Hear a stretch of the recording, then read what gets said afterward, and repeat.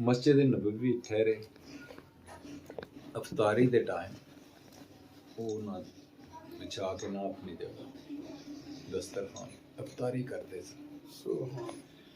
एक बच्चा आंदा सी उन्हां दे नाल बैठ के खांदा सी, जिहड़ा बचदा सी उस समेट के लै जांदा। मुफ्ती साहब ने उन्होंने पूछा कि बेटा की चक्कर है, तू रोज़ आना है साडे नाल खाना है, बकाया लै जाना है, की करना है?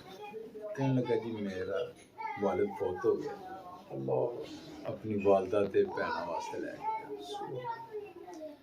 मुफ्ती साहब ने कहा कि फिर तू इस तरह कर, साडे नाल चल पाकिस्तान, तेन पढ़ावांगे, आलम बनावांगे, तेरे भैनां भरावां लई भी खर्चा देंगे, तू साडे नाल चल। उन्हें कहा जी मैं मां नूं पुछ लवां। अगले दिन आया तो उन्हें पूछा कि मां ने तो इजाजत दे दी, लेकिन ये दसो उत्थे मदीना गुंबद खजरा होएगा? सुभान अल्लाह। उत्थे गुंबद खजरा होएगा? ते जे अगर नहीं तो फिर मैं भुखा मर जावांगा, मदीना छड़ के नहीं जावांगा, इस रोज़ा मुबारक नूं छड़ के नहीं जा। मुफ्ती साहब सुनाया और रो पे। सुभान अल्लाह। एक साडे मिनिस्टर साहब होटल विच एक ठहरे उमरा करन गए, उत्थे एक बिल्ली फिरदी सी, उन्होंने चंगी लगी,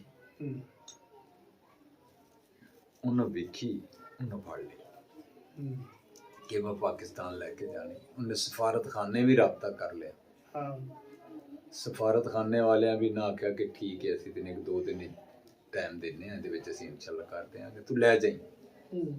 बिल्ली फड़ी गई, रात सुता किस्मत जाग गई।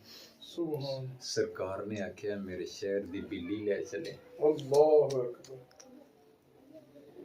वो उठ के रोन बह गया, उस आख्या जी मैं नहीं ले जाना, मेरे महबूब दे शहर दी। ते मेरा अपना वाकया जेड़ा, एक दोस्त ने फोन किया कि ओहद पहाड़ तो एक पत्थर लै, जब मैं उमरे ते गया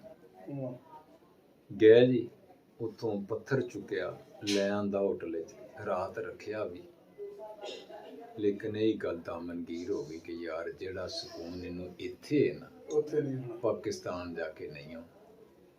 फिर सरकार ने फरमाया कि ओह तो मेरे नाल प्यार करदा है, तुसीं इहदे नाल प्यार करो। ते मैं क्या मैं उत्थों पत्थर लै जावां, ते इहदे नाल मैं प्यार ते नहीं ना कीता।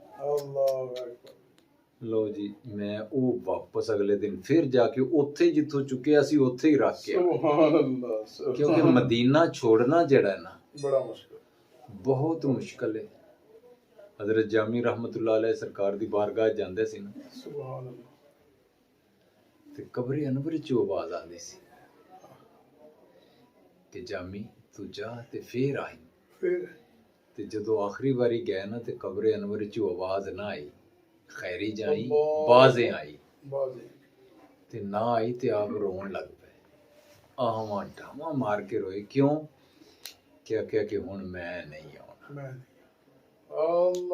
हुण मैं सरकार दी बारगाह नहीं आउणा। सारा कुछ सही है, काबा बड़ी इज्जत वाला, बड़ी हुर्मत वाला, बड़े मकाम वाला, लेकिन मदीना मदीना सरकार दा शहर, सरकार दी मस्जिद, सरकार दा रोज़ा अनवर, काबा भी उधर ही है, असल काबा भी उधर नहीं है। शहनशाह का रोज़ा देखो, काबा तो देख चुके, अब काबा का काबा।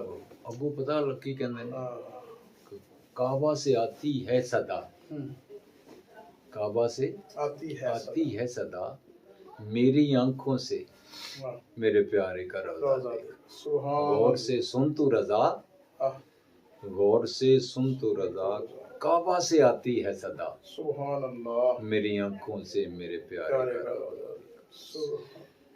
ठीक है जी, अल्लाह ताला फिर ये इल्तिजा है कि सानू सारियां नू अपनी बारगाह बुलांदा रहे, आका दी करीम दी ज़ियारत हो जाए, बारगाह जांदे रहिए।